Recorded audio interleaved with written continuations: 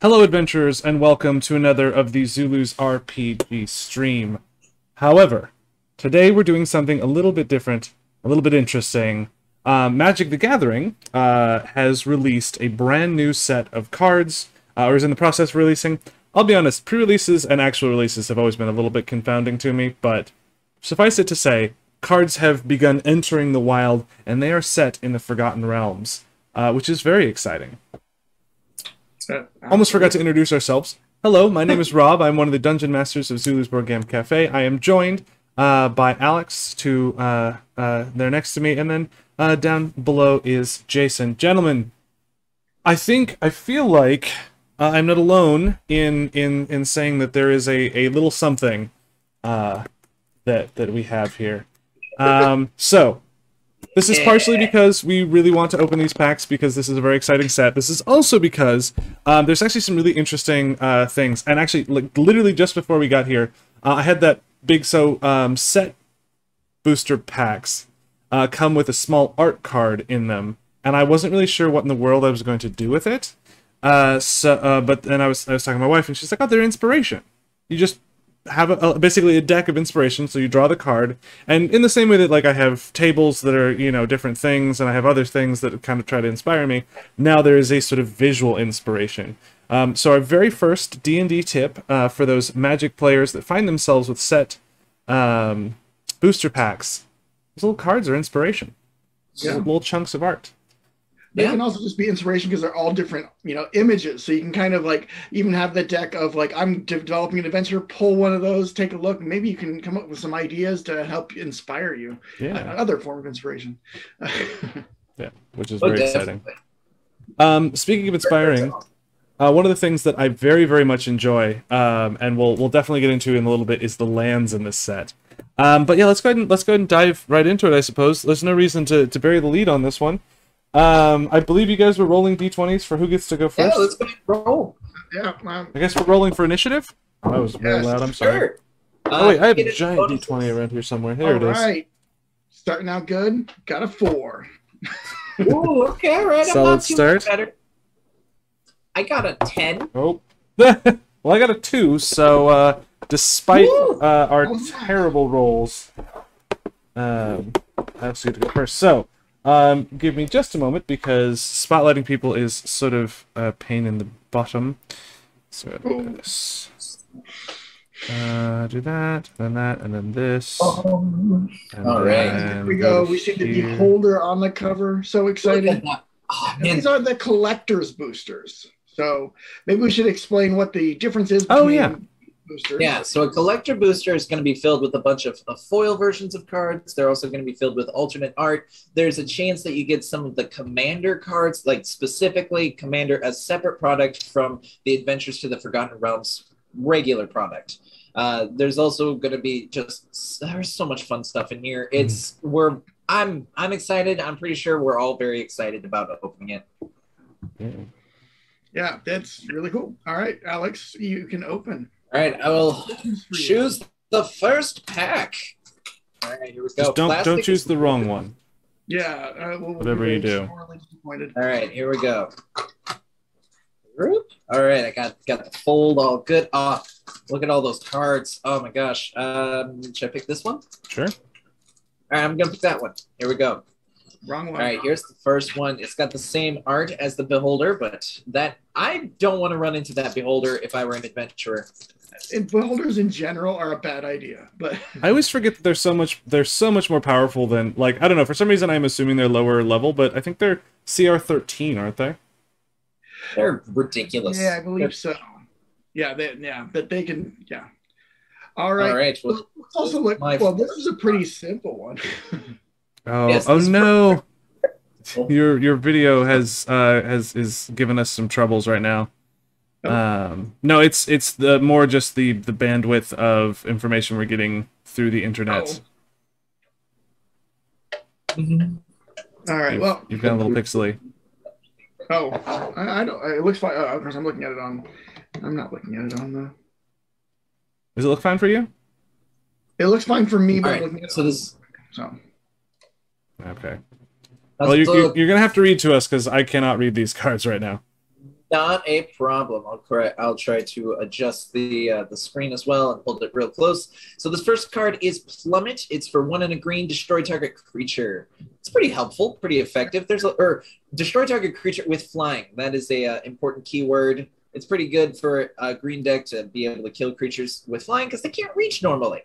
Yeah, and plus this one's probably not as entirely just D&D thematic one. It's in general a Magic card. You know, this one isn't one of the things specifically to any of the Forgotten Realms setting. But go ahead and see. Oh, but this one is more specific to a D&D card. It's a kick in the door. It's a 1 red mana sorcery with a put a +1/+1 counter on target creature. That creature gains haste until end of turn and can't be blocked by walls this turn. Venture into the dungeon. So there's a new mechanic called venturing into the dungeon, where essentially you get to pick between 3 total dungeons and you get to start doing some cool stuff otherwise. Yeah, and dungeons are new cards that are kind of like tokens that you get to actually put like a little mini on and move your little party through the dungeon as you play venture cards. What I like about this card is the name is great. Kick in the door is what that's just a phrase you use in Dungeons and Dragons.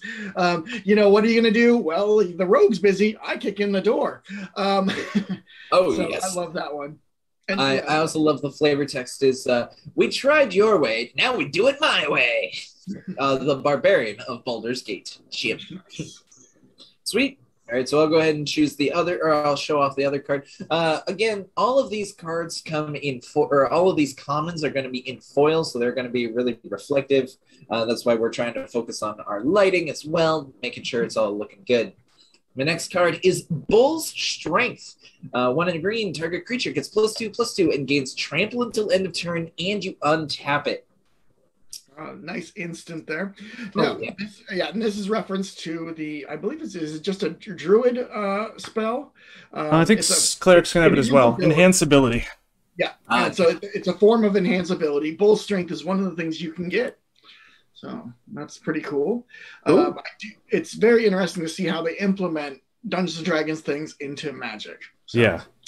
Ooh. Now, here we go with the first kind of choice. We've got, you find the villain's lair. It's an instant for a one of generic color and 2 blue.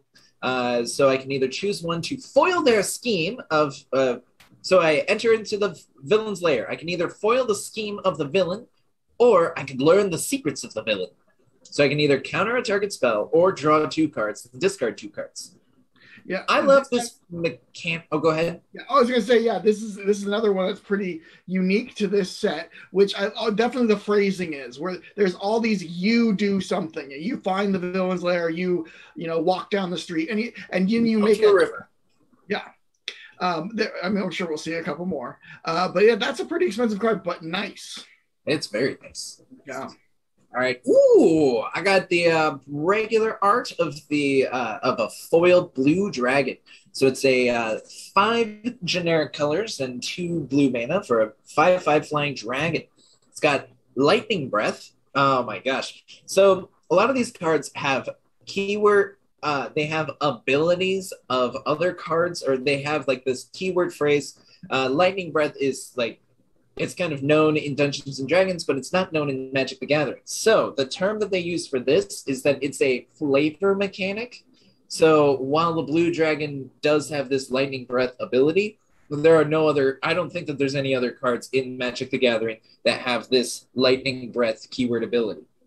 Yeah. But essentially, when this guy enters the battlefield, 1 target creature gets -3/-0 and opponent controls. Then another is going to do a -2/-0, and then another is going to be a -1/-0. So gradually, other creatures are going to be getting weaker and weaker as the lightning breath extends further and further. Like an arc of electricity jumping from creature to creature. A lot of fun. Oh yes. All right. Ooh, and then my next one goes really well with dragons. This is a Dragon's Disciple, 1 in a white for a 1/3.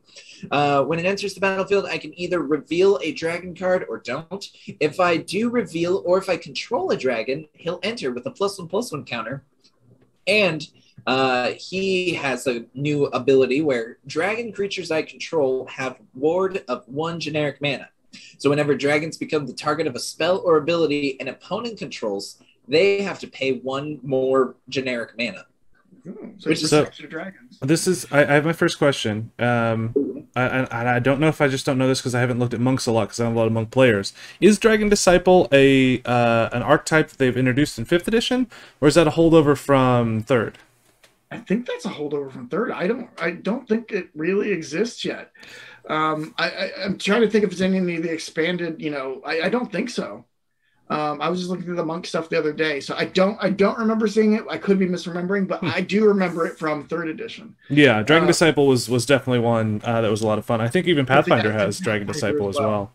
Yeah, but this is also kind of there's a lot of these characters. These are like basically NPCs or player characters as cards. You got a human monk. That's it's got a class and a race. That's D&D for you. It just doesn't have a background. It's almost there. It's almost a D&D character. I really like the ward effect. So I like to play a lot of Magic, and this ward effect is almost hexproof, which is awesome. Hexproof means that they can't be targeted by a spell or ability by an opponent, which is awesome. Yeah. I don't like it when opponents touch my creatures. Ooh, now this is going to be one of those foily basic lands. These basic lands from Adventures to Forgotten Realms, they're fun because they've got flavor text, which all other basic lands from every other set, I believe, just doesn't have fun flavor text like this. Yeah, I don't think so. Maybe earlier ones. I'm vaguely, but I could be thinking of a non-basic land for the really early sets. So what's your flavor text there? All right, so I got searching for a vanished caravan that was bound for Silvery Moon. You've come to a bank of mysterious fog.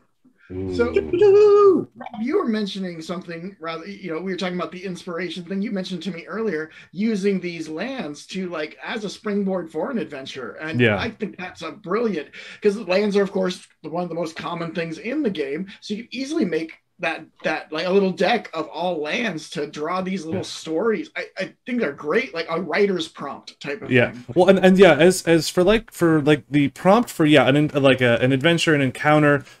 Honestly, with some of these, you could do even a whole campaign. So this one. So searching for the vanished caravan near Silvery Moon. I love Silvery Moon and just the Silver Marches in general. That's where I spend a lot of my time putting adventures because that's the place I know the best. And it's sort of a recursive loop where the more time I spend there, the more I know the place, the more likely it is I'm going to set something there. But the second part, you come to a bank of mysterious fog. Van Richten's Guide to Ravenloft has come out recently, and the whole shtick of Ravenloft is there's the mist. The mists that permeate all and sort of take people to new and distant lands. So, this to me immediately says, well, you've got to have that sort of Barovia thing. Maybe is it that the Shadowfell is beginning to sort of spill into the world. Maybe the mists are becoming particularly aggressive in stealing people into another place. Do the players decide to go into that fog bank? Maybe the fog bank isn't even as something as nefarious as the good old-fashioned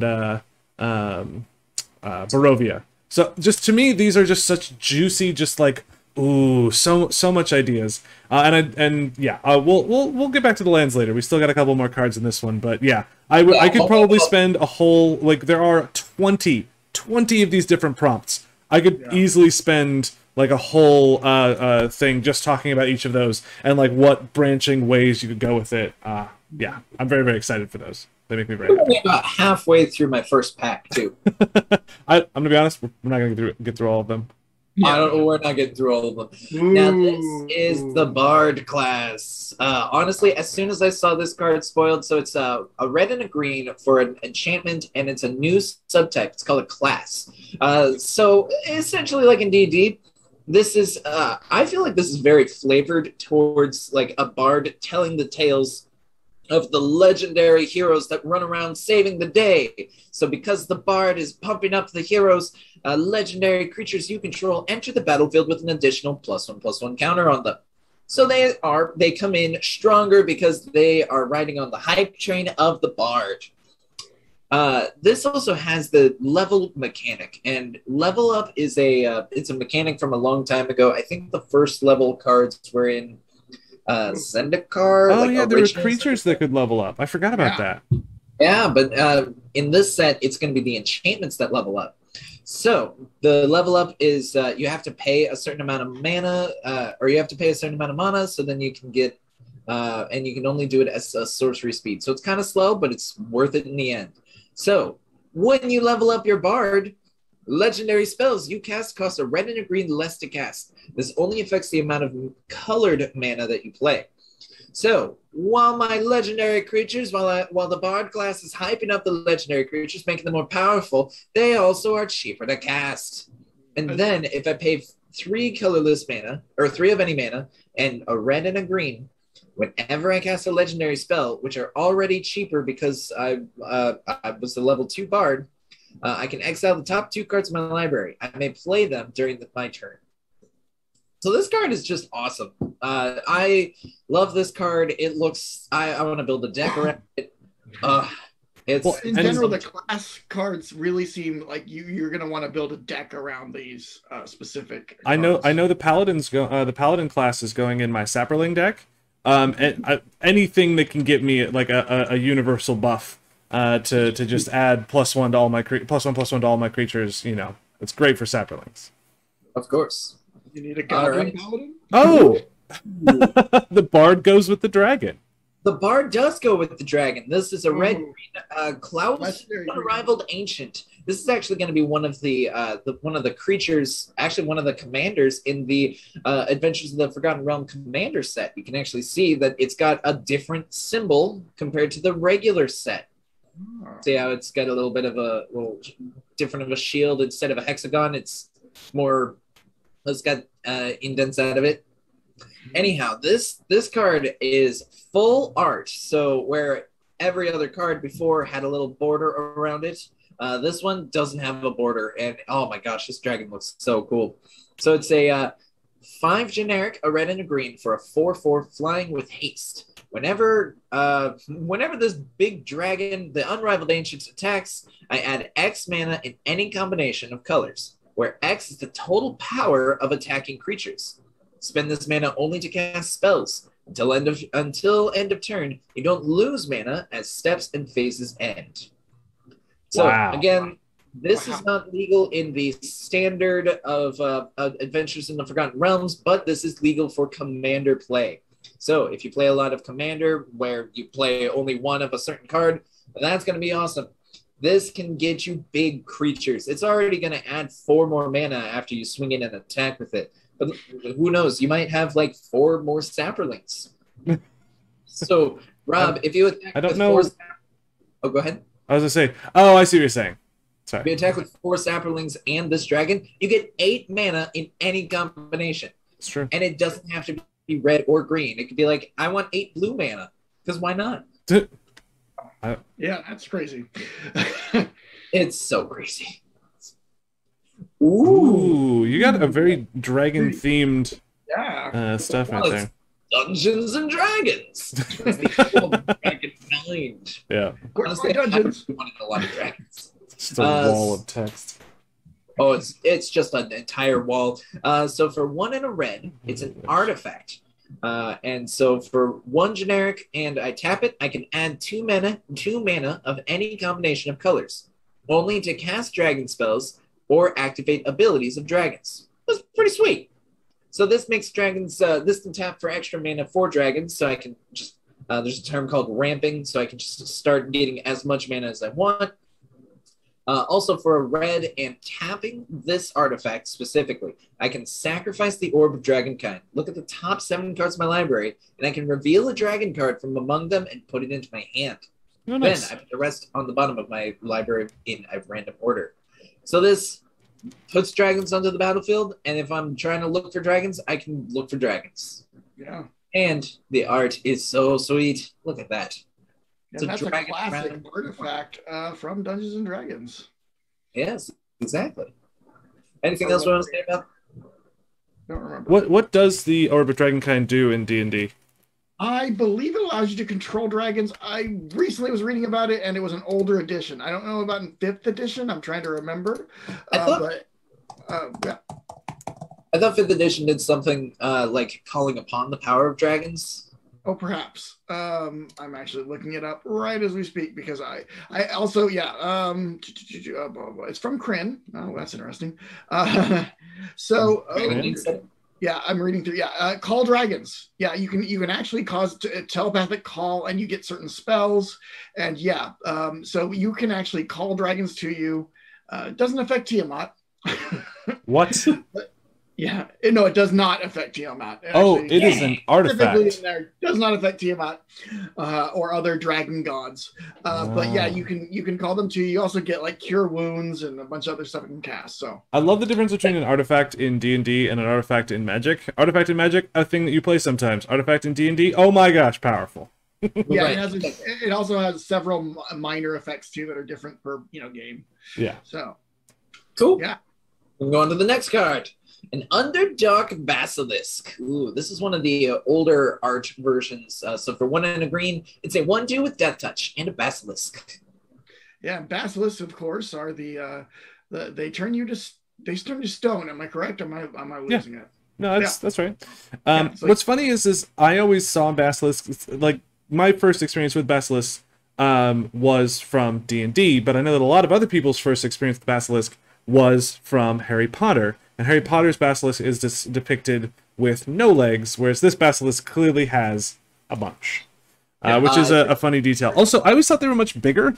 I painted the basilisk mini recently, and it's real small. It's very small. I think it's supposed to be a baby one, because I've actually seen miniatures where they were bigger, but yeah, I have the same mini. I haven't painted yet, but it is teeny. He's a baby. Cool. Is the medium creature in the monster manual. I actually checked that because I was like, that seems wrong. So it must be a baby. The miniature from WizKids. All right, sorry. That's okay. We're kind of in the topic. All right, what do we got next, Alex? Oh, a Rhyme Shield Frost Giant. It's a 3 generic and 2 blue for a 4/5 giant warrior with ward 3 generic. Now, I'm assuming that the Rhyme Shield has something to do with the Rhyme of the Frost Maiden? Well, rhyme in general just means like icy, like a thing. So it might just be a term for frost giants. So, oops, dang it. I actually looked it up a while ago. I was talking to somebody about it. So yeah, rime is frost formed on cold objects by the rapid freezing of water in a vapor or in a cloud. So the Frost Maiden just is kind of like frozen maiden. So a frozen shield would be a rime shield. So it's not necessarily tied to that, since they are frost giants. Yeah, makes sense. Yeah, and yeah, the ward. So we got that effect again, which is good. Oh yeah. Well, it's a giant that's from the frozen north. It's gonna be hard to target. All right, I'm going to the next card. Yeah. Well, bam! Ooh. Zorn, one of the goofier D&D creatures, very distinctly from the. That's a strange picture. Yeah, that's to cover it up. Oh my gosh! Just cover it with the beholder. It's a very strange picture. I mean, it's got 3 arms. One of it's coming out of its face, and then it's got a mouth out of its head. So it's a bad example. Those 3 arms actually come out of its center sort of mass, its center stalk. They come out sort of equidistant. It's basically think of a tree trunk made of stone and flesh. Yeah. Well, so anyway, this Zorn is 2 generic and a red for an elemental 3/2. If you would create 1 or more treasure tokens, instead create those tokens plus an additional treasure token. Treasure is a huge theme in Adventures to the Forgotten Realms. Just like how every good adventurer wants to get the good loot, there is a lot of treasures. Treasures help with mana ramping. You can tap and sacrifice a treasure, which is an artifact, which in Magic is just kind of meh. But in you can tap and sacrifice for a mana, so you can play bigger and bigger creatures. Yeah, and you can choose what color it is with the treasure. So fun tidbit. The Zorn in 5th edition has an ability called Treasure Sense. I'm not saying they missed out on calling this Treasure Sense, but you can just every time you play, you think, okay, it's got Treasure Sense. This is why it works this way. Yeah, I know in the older editions they were very fond of eating treasure, especially gemstones, anything made of earth. And so, but they didn't digest them well. So you cut them open and get yourself some gems. Yes. All right, I think I got a few more cards left of this first pack, and then we'll go over to Jason. So it looks like I've got an Evolving Wilds. I love these cards. They're so pretty. Oh my gosh. So this is the alternate art for the lands. This land is an Evolving Wilds, and it looks amazing. This is alternate art, and it looks like it's an actual book. Like I could go on an adventure for the Evolving Wilds. Well, this looks incredible. Yeah, no, I love this design. Of course, the inspiration from the dang it, I don't mind. All right, so the inspiration are these. As you can see, very much the similarity. This one doesn't have the. This isn't a really old one, but it does. Hold on. Yeah, you've been spotlighted. Oh yeah. So there we go. This is the Tomb of the Lizard King. It's a little more recent. This is more 80s, and that's more the 70s version, or 60s even. 70s. That wouldn't be 60s. So yes, as you can see, they really look alike. In fact, you know, they're the style in the early TSR version of first edition of those modules. Gosh, I think I have the one that looks exactly like that. It's an adventure for character levels 1 through 4. And you better believe it that when Zulus finally does publish their adventures, we will absolutely have the covers look like that. Also, it's got a very basic ability of tap and sacrifice the Evolving Wilds, search your land for a basic land card, and put it onto the battlefield tapped. Then you shuffle your library. Very basic ability, seen all throughout every sort of Magic setting. Wow! This is all Evolving Wilds. So now look at this. This is the Keep on the Borderlands, a classic oldie. Oh, it's like the exact same. That's awesome. Yeah, jeez, we got the exact same thing. How much they look alike. Wow. Weird. That is amazing. Why is it covered in string? Yeah, I mean, there you go. You're looking. I love the concept of these lands because they're very evocative of the history of Dungeons and Dragons. Yeah. Huh? Yeah. All right, then I'm gonna go to my last card of this pack, which is a Dragon Turtle. And it's in foil as well. Look at that reflection. So you can see for 1 and 2 blue, it's a Dragon Turtle 3/5 with flash. Drag below. This is one of those flavorful mechanics. When Dragon Turtle enters the battlefield, tap it and up to 1 target creature an opponent controls. They don't untap during their controller's next untap steps. So if your opponent has a really annoying creature, you could literally just flash this in on their turn before they attack, and you can just hold it down. Sure, your Dragon Turtle is going to be held down too, but that annoying creature is going to be held down for way longer than your Dragon Turtle will be. Because flash means you want to be able to cast it on your opponent's turn. Or flash is you can cast it whenever, including your opponent's turn. Yep. Sweet. If Instance wanted to say flash, they would. Then my last card. Dungeon. I got it. What we're talking about, a shiny dungeon. So I don't know about you, Jason, but I can't actually read any of the words on these. Oh, I can. That's interesting. Yeah, I don't know if it's my internet or not, but I mean, I can read them now because they're very, very close. I can see it on Facebook when I glance over. Okay. So. Oh, thank goodness. All right, so that venture mechanic that we had mentioned earlier. So some cards will have you venture into the dungeon. You get a choice of 3 dungeons to venture into. You can go into the Tomb of Annihilation, the Mines of Phandelver, or you can go through the Dungeon of the Mad Mage. Each of them have different things that you will do. So when you first enter a dungeon, you can choose to enter the Tomb of Annihilation, Mines of Phandelver, or Dungeon of the Mad Mage.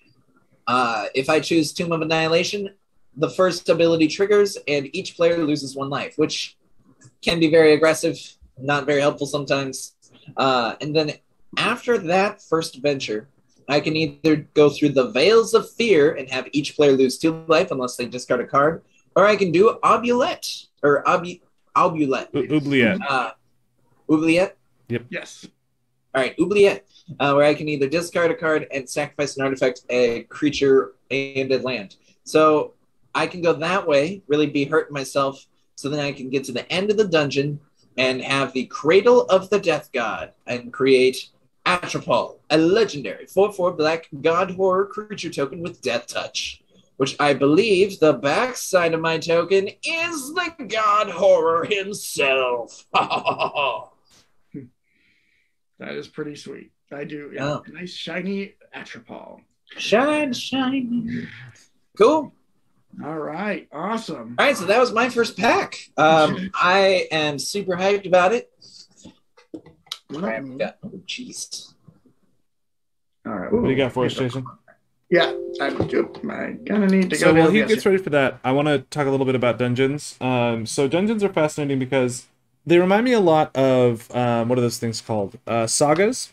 However, sagas will automatically tick up every upkeep, whereas dungeons only increase when you play a card that says "Venture into the dungeon." And venturing into the dungeon is that first room, and then continuing rooms from there. What's also interesting is there are a handful of cards that actually operate under the mechanics of once you've completed a dungeon, which I think is kind of a fun sort of thing.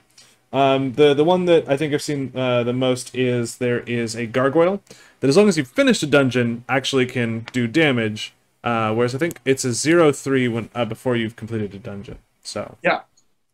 There's a knight that I really like where he's like Nadar or something, but whenever he enters the battlefield or attacks, you can venture into the dungeon, and once you complete the dungeon, all your creatures get a +1/+1. Oh, nice. Yeah, nice. All right, what do you got for us, Jason? I'm gonna go for the first one here. Oh, another first one. What? A beholder. Oh gosh. I behold. All right, so we're gonna go ahead and move them off the sides now. Reveal too much. All right, so let me make sure I got the lighting right because these are shiny. They are so shiny. Oh my goodness. All right, so we have. Come on. Jason, can you bring the card a little close? Oh, no, there we go. Oh, that looks so good. I can actually read them. Shambling Ghast. All right, so there we go. We got a classic undead here. And then when Shambling Ghast dies, choose one. You can brave the stench. Target creature and opponent controls gets -1/-1 till end of turn. Or search the body. Create a treasure token. And that gives the rules for treasure tokens, of course. One block mana, 1/1 creature. I like this guy. I like zombies in general. I like the undead. So this is a good one for me. I feel like undead are sort of like a classic thing to fight in D&D. Like, they're very ubiquitous. And what's nice too is and I always forget this, but ghasts have a stench area, so like creatures within a certain radius of them have to worry about their stench, which is a lot of fun. Oh yeah. Okay. And for magic wise, I really like that this guy can take out like creatures with 2 toughness very easily. Oh yeah. All right, so we're gonna go ahead and move actually also I just realized anything with first strike but only 1 toughness, this thing can actually kill as well. Oh yeah. All right, check this one out. We got an artifact. We got some equipment here. The Ranger's Longbow for it's a green one. A green one. An equipped creature gets +2/+1, has reach. So and it costs 3 to equip. And so you can kind of, I just read the flavor text for this card and I love it. Yeah, with the right weapon, a fearsome beholder is nothing more than a big floating bullseye, or some kind of eye. Yeah. So yeah, I do like that. It's all the equipments are always nice. It's obviously right there, but that's a pretty picture. I mean, come on, you need that. All right, let's see here. We're moving on. Ooh, we got a half elven monk, another monk. A white 3. So I do like that Noel's face. We had another card that we were a little confused by, and hopefully get to him, or hopefully we'll see him. But he was a human elf as well, and this one is also a human elf, and it is a human elf because it is a half elf, which is fascinating. Because in Magic, there's a lot of mechanics that care about things that are human or things that are elves. So that's really interesting. Yeah, this thing's the best of both worlds. Yeah, which I think is in many ways very true of the half elf in D&D. It's good to be both. Mm-hmm. Oh yeah, right. Yeah. Looking at this vigilance, stunning strike. I like this one where you can just tap a target creature. That can be really helpful. And a 1/4. The fight was over the moment you picked up that clumsy cleaver of a sword. But I love that look on that Noel's face. It just stunning strike is such a brutal monk ability. Like it is. You can shut down monsters with that one, yeah. All right, yeah. I Again, like the thematically character ones, appropriate. but an Earth Cult Elemental. So this is fascinating. They have the First the one. 4 basic elementals, but they call them a cult version. So there's the air cult, So, the earth cult. yeah, I think it's because in Magic they've had all the other elementals as cards that have been printed. I'm but not it's sure. from a specific adventure. Oh, is it really? It's from, oh gosh, I'm going to draw Is a it blank. Prince of Evil? Yeah, I think so. Is it a? Oh, sorry. Is it a 5th involves edition? air cult. It's when the Genasi were first introduced in 5th edition. Oh, yeah. So that was, I think, the Prince of the Apocalypse. Yeah. Which is funny because yeah, they're definitely in there, but I never remember which book they're from. But this guy, 6'6", he's a burly feller. But there's another mechanic in this set is rolling a d20 to see what happens. Yeah, so it's a siege monster. When Earth Cult Elemental enters the battlefield, roll a d20. Go ahead and roll for me, Alex. Let's see what we Sure. got. I got a 2. Each player sacrifices a permanent. Ooh. What I like about this guy is it does have that classic sort of like, if you don't roll well enough, it's kind of isn't great for you as well. Yeah, but if you roll really well, yeah, natural 20, it's your friend. Yeah. So also just clarifying, a permanent is a creature, enchantment, land, an artifact. Or a planeswalker. Anything that stays in play. Yeah. So anything that's permanent. Yeah. What? It's right there in the name. Jeez, come on. All right. Good elemental. All right. Now we have an orc rogue. There we go. The Guild Thief. It's for 1 and a blue. Whenever Guild Thief deals combat damage to a player, put a +1/+1 counter on it. That's actually pretty Cutting fun. action. For 3 and a blue, Guild Thief can't be blocked this turn. So you do want the Guild Thief to get in a fight. But yeah, I mean, but he's got to keep getting. I mean, that's going to be brutal because he just keeps ramping up, and to keep sneaking past and buffing. And yeah, she puts some coin in the guild's pocket and sends a message at the same time. So good, so flavorful. I love too that your cunning action for your rogue is definitely that's when you would be using your bonus action to hide and disengage. Yeah. Or just dash, yeah. Or in case of being like a thief, you can have fast hands and steal things. Yeah. Oh gosh, so much. I always forget about fast hands. Cunning action is such a cool card, or is such a cool action.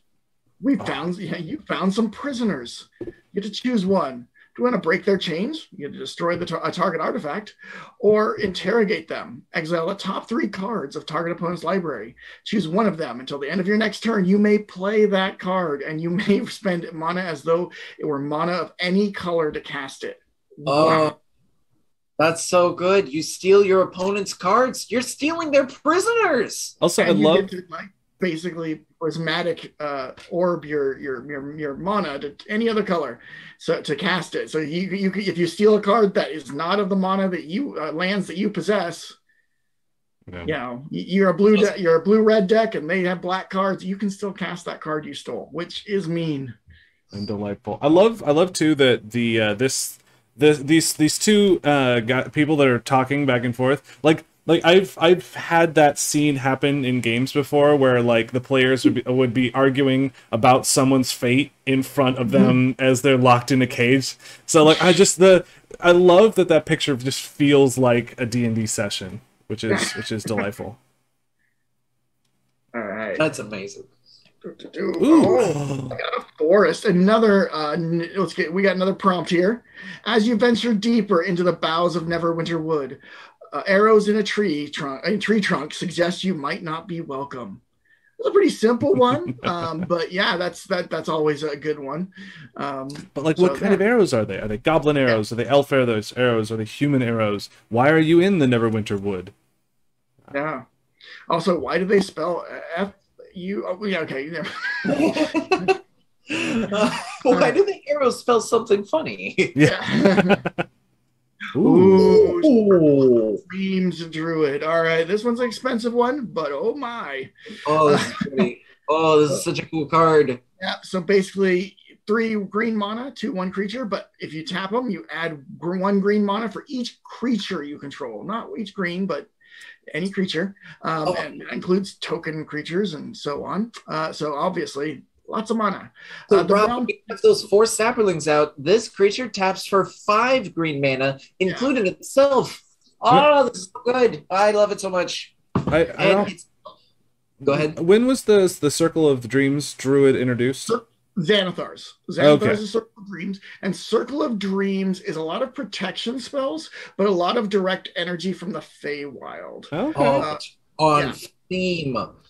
Just summoning the realms protected by druids of the Circle of Dreams are gleaming, fruitful places where dream and reality blur together, and the weary can find rest. There we go. It's the Feywild. Yeah, which is very appropriate because we got the not the next book. Oh, I think it is the next book that comes out is the Feywild an adventure set in the Feywild, which is interesting. So we've got the last book was Van Richten's Guide to Ravenloft, which is ostensibly set in the Shadowfell. And now we're going to the opposite side, to the Feywild. So I'm very excited for that as well. And I think this is a delightfully appropriate card for that. Yeah. All right. Ooh, Grave Endeavor. We got a full art card here. Is that a bullet? Card. Looks, yeah, it is. I'm pretty sure it is. It's hard to tell because it's not doing too well. As I say, it looks like it's having a bad day. Well, this one's interesting because it's rolled 2 D10s. So I love that they introduced all the rest of the dice in one of the commander decks. Yeah, because this is another one of the commander cards. Yeah, return a creature card from your graveyard to the battlefield with a number of +1/+1 counters on it equal to that result. Then each opponent loses X life and you gain X life, where X is the other result. So that one I really like too, because you get to decide if you get like a high, low, and a low roll, you're like, ooh, do I have a big chunky monster and only get a little bit of health, or do I get you get a monster back no matter what? But now this is absolutely that double-edged sword thing of like, how much would it be not great? You just spent 7 mana and you get you get a creature back, which is awesome, but it's only got 1/1+1/+1 counter on it, and you only do 1 point of damage to each of your opponents, and you only gain 1 life. That is a distinct possibility. But at the same time, I also really, really like that. I mean, you could also do 10 damage to your opponents, gain 10 life, and get a creature back with 10 +1/+1 counters on it, which is bananas. You gotta just roll the dice. Yeah, the dice mechanic is nice. I like the little gamble you have to put in. Yeah, it adds that fun feel of D&D, which I love. Oh, this guy. Oh, the Triumphant Adventurer. Full art Triumphant. White and black card. Human Knight. Death Touch. As long as it's your turn, Triumphant Adventurer has first strike. Whenever Triumphant Adventurer attacks, venture into the dungeon. 1/1 creature, but with Death Touch, so... What's happening with that goblin in the back, real quick? Oh, he's getting his stuff stolen from. That's what's going on. I love that this guy is honestly kind of a jerk. He's just going and stealing stuff and then taking off. Have you seen any of the other cards that have Death Touch and First Strike? Those cards are just jerks because no matter how tiny they are, they just kill everything that they fight. Yeah, I also love that this very much gives the feel of if this adventurer has a chance to plan it out, he will end things. which is I think perfect. But at the same time, if he's caught unaware, murdered. He also gets to venture into the dungeon, which is fantastic. I mean, if you had a Triumphant Adventures that didn't go into the dungeon, I would be sad. It's true. All right, we got another repeat from her. Ooh. Ezra. Death's Whisper. So, is this from a specific adventure? You know, this one I don't. I think this. She's a half elf, or she's a human. Half elf. Yeah. Yep, she's no half elf.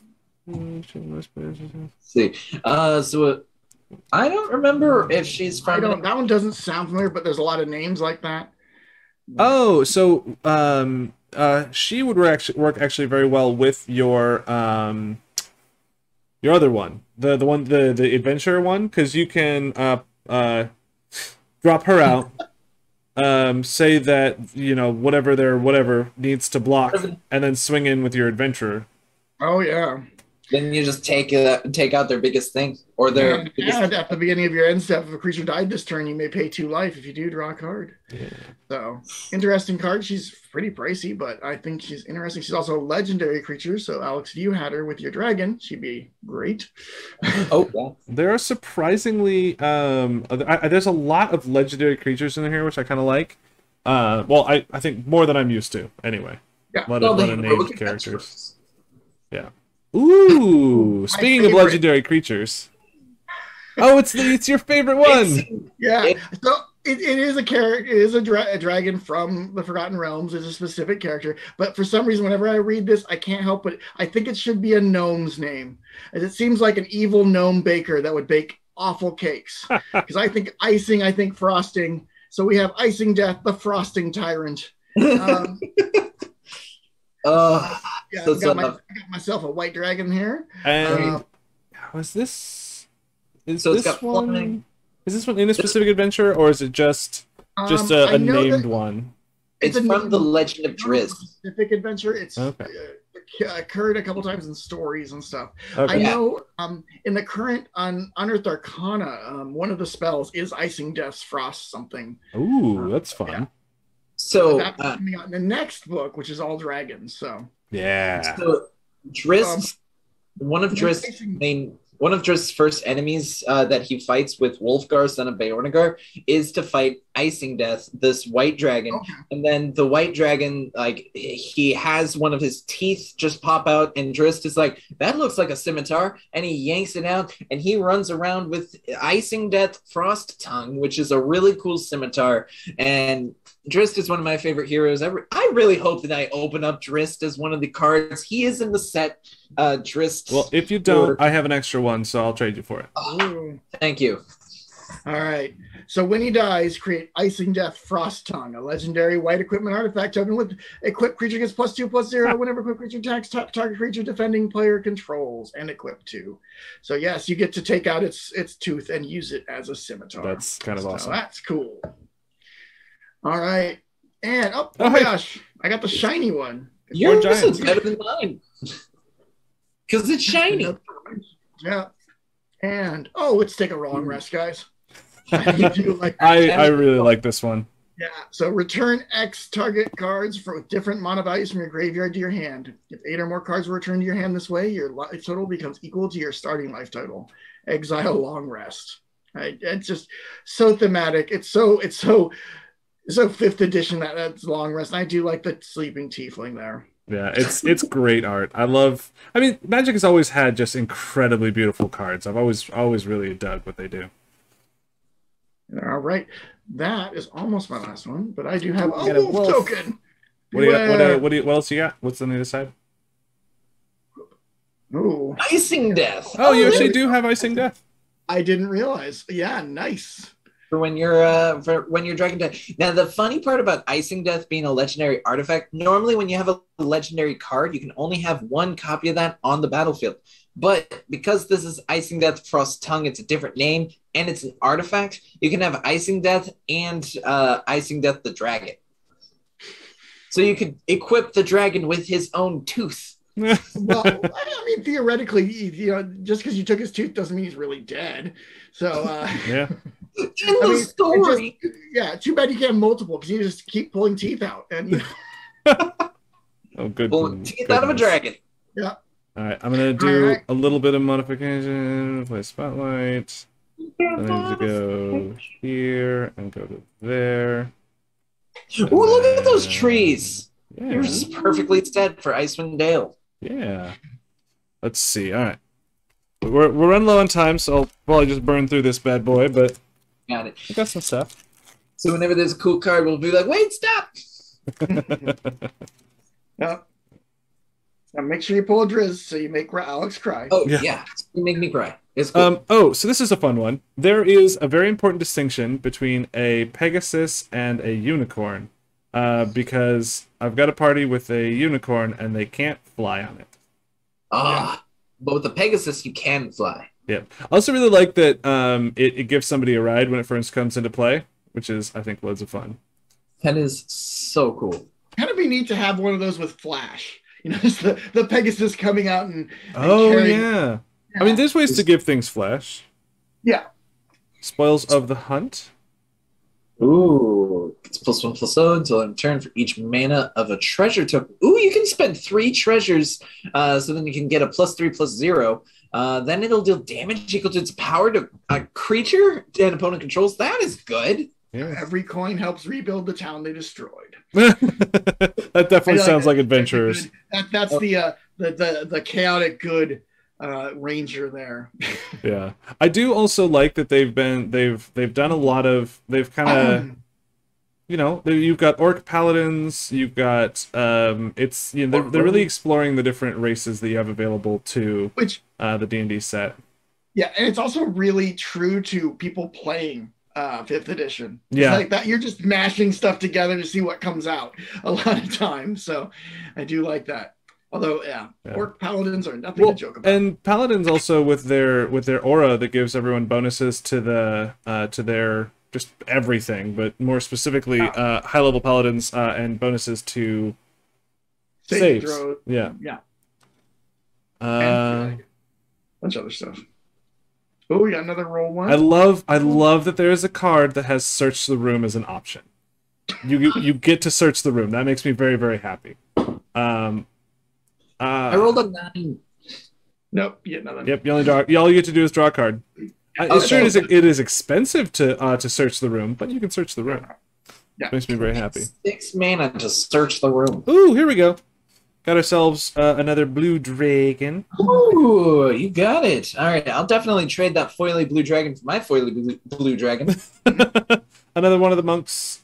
All right, I'll trade you my foily monk for your foily monk. You guys are...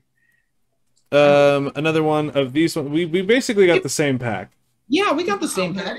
All right, is your next card except class? For absolutely not. We've got ourselves a Yanti. Oh boy, that is dope. Oh my gosh. Okay. Let's see if I can get it so you can actually read it.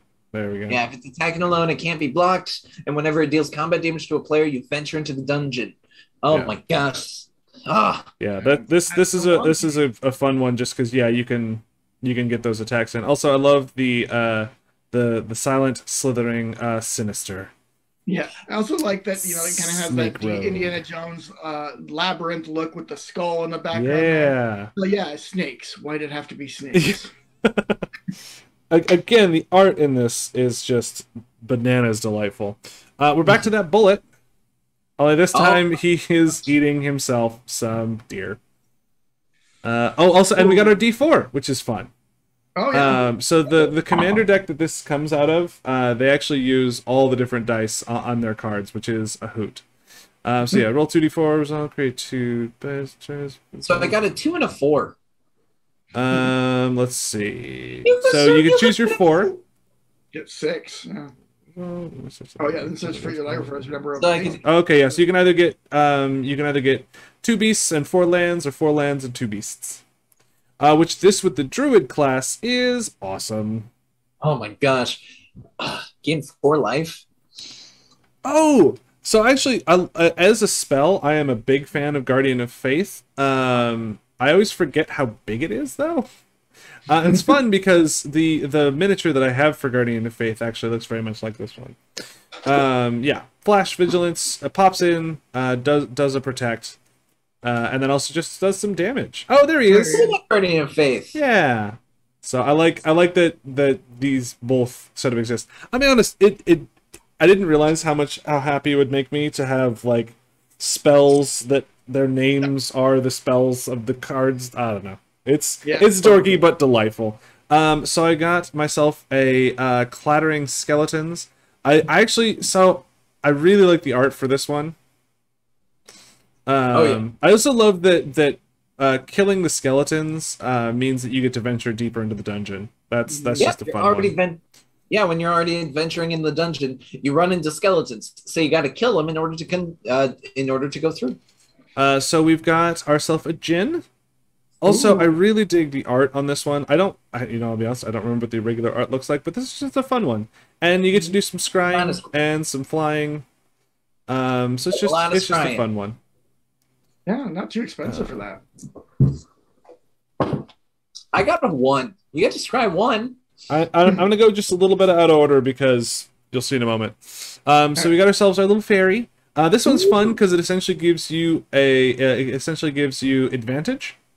Your pixie guide has flying. If you roll one or more dice. Oh, just dice. Oh, Yeah. this one works with the with your d4s and your d10s and things. That's fun. Now, this one for granting an advantage, like it's granting an advantage different than advantage because D&D advantage, you roll 2 d20s. In Magic advantage, basically, like if you have multiple effects that will give you advantage and have you roll multiple d20s, they all continue at the same time, and you choose which result. Yeah. I like the advantage on Magic more than the advantage on D&D because it stacks. Oh, actually, I just looked at the name of this ability. It says grant an advantage. I'm bad at reading, as it turns out. Skeleton swarming, not necessarily a specific spell, but definitely something that that adventurers have had to deal with. Ooh, I like it. I'm a sucker, a sucker for undead. So the art is so pretty. That is so dope. And it's all full art and foily. Oh, so good. Oh, and what's awesome too, so it's delightfully thematic, where each of your skeletons increase in their amount of damage they can do by the number of other skeletons that you have in play. And it keeps making. Oh, and yeah, you make and again, that's that skeleton sort of thing of like, you know, you've got to worry about the one, and then someone else dies, and now you got more. Actually, you just always have more, but if someone dies, you get even more. So, I know, Jason, you got yourself a nice dragon, but we got the queen of the dragons, baby. Oh, nice. Oh my goodness. Dragon god, it's not affected by my orb of dragon kind. Yeah, right. But yeah, this one's just a lot of fun because I love the whole 5 dragons things. I also love that they have all 5 chromatic dragons. So, and they have the legendary versions of all of them. So if you have the legendary versions of all 5 chromatic dragons and you drop this, you can then go look and get all 5 of your legendary dragons. And then just every turn after that, just drop yourself a big angry dragon. So drop a big old dragon. Yeah, this card is delightful. So they actually they have a dragon commander deck. And so I'm definitely, that's where my my dragon from the commander set or from the commander series came from. Yeah. So it's I'm forgetting what I'm doing here. Focus on the things. There we go. Hi. Yeah, I am. There's. Man. Actually, if you guys would be interested, I would be very interested in talking about some of the lands and like how each of those lines can be inspiration as like an adventure prompt or a session prompt or something along those lines, because I think that would be a lot of fun. We could also do it as a improv session too. Like use that to yeah. We crack open a pack, find the land, and then we read the prompt, and we have an improv session based off of the prompt. I like it. Well, yeah. We only managed to get through 3 packs, but let's be honest, it was a lot of fun. There was a lot of fun stuff in there. I'm very excited for this to continue. It's already been an out. Good gravy. Yeah.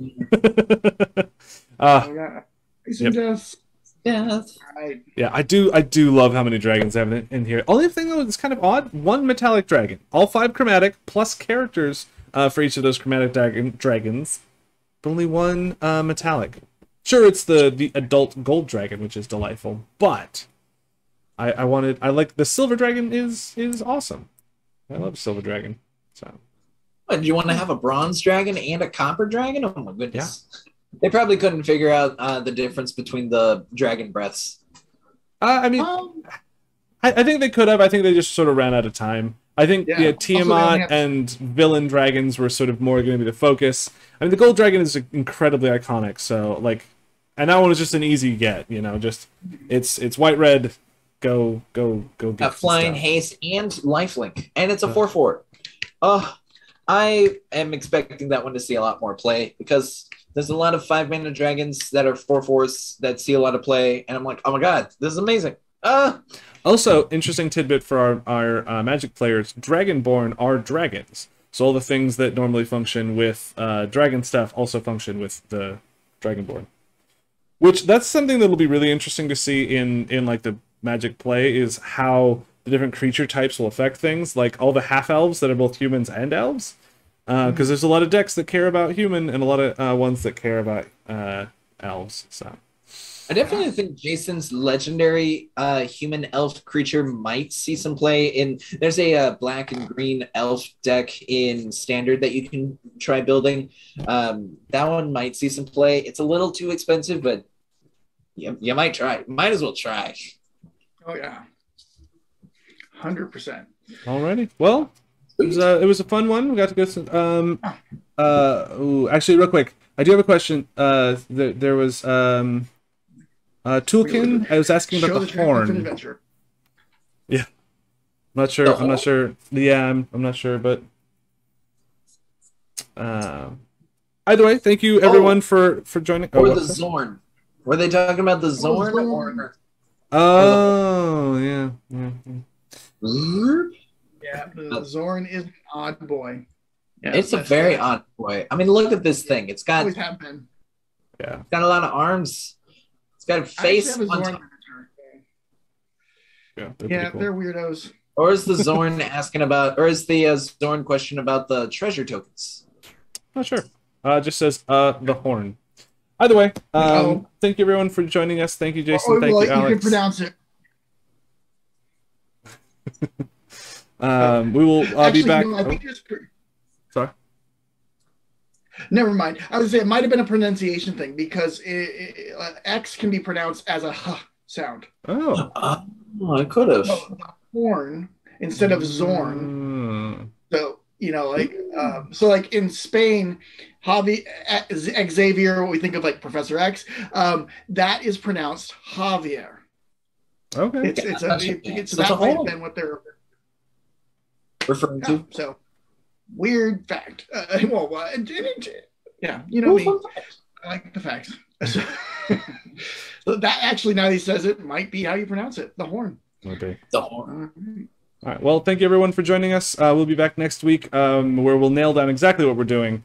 We'll probably be a little tired because we'll be in the middle of our spring break. There are still a couple of seats available. If your young adventurer is interested in joining, you can go to zulusgames.com under the D&D. Yep. Program. Yeah.